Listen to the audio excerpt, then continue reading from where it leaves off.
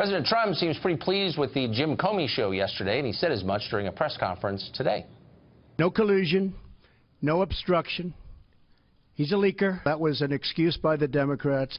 James Comey confirmed a lot of what I said, and some of the things that he said just weren't true. Should I take one of the killer networks that treat me so badly as fake news? Should I do that? I want to get back to James Comey's testimony. You suggested he didn't tell the truth in everything he said. Did he ask for a pledge of loyalty from you? That's another thing he said. No, he did not. So he said those things under oath. Would you be willing to speak under oath to give your version of those events? 100%. So if Robert Mueller wanted to speak with you about that, I would be glad to tell him exactly what I just told you.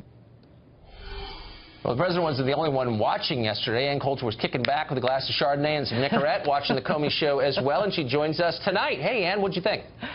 I'm really glad Donald Trump threatened James Comey with those conversations being taped, because what he had to say changed quite dramatically once he had to worry that they might have been taped. Everyone forgets this, but when Trump sent out that tweet saying, boy, James Comey better hope that room wasn't taped.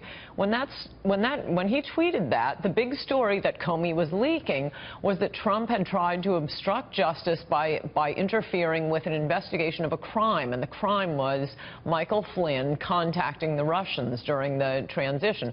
Now, whatever Flynn did during the campaign or before he was working for Trump is really irrelevant. We know, thanks to actually Comey admitted it, we know that Trump said, no, I want to know about, I should know if any of my satellites were having improper contacts. What he was talking about was the firing of Flynn.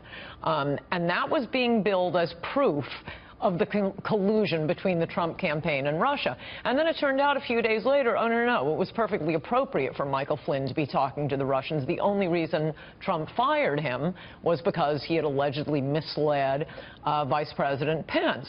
So when he says go easy on Flynn, he's talking about, you know, go easier on Flynn than you've gone on me, and don't let these lies continue about that contact with Russia being illegal, evidence of a crime, that you're investigating him for committing a crime, something that James Comey also, we did not know up until the testimony was released the night before Comey testified, that he had, in fact, as Trump said in his letter firing Comey, 3 times told President Trump that he was not under investigation. And what were his grounds for refusing to tell the public that? I mean, it's utterly outrageous to, I mean, a private citizen who's under investigation by the police, and the whole thing is leaking and everyone's looking at it, and the police refuse to say, we've cleared you? They refuse to tell the public? Because we might declare you guilty in the future? I mean, it's tough.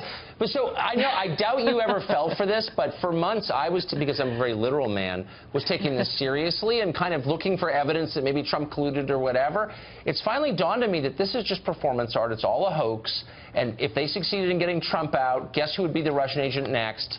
Mike Pence. I mean, this is not about Russia or national security or hacking our election. It's all a lie. No, you're absolutely right about that. Oh, and by the way, ask me if it's a nice day today.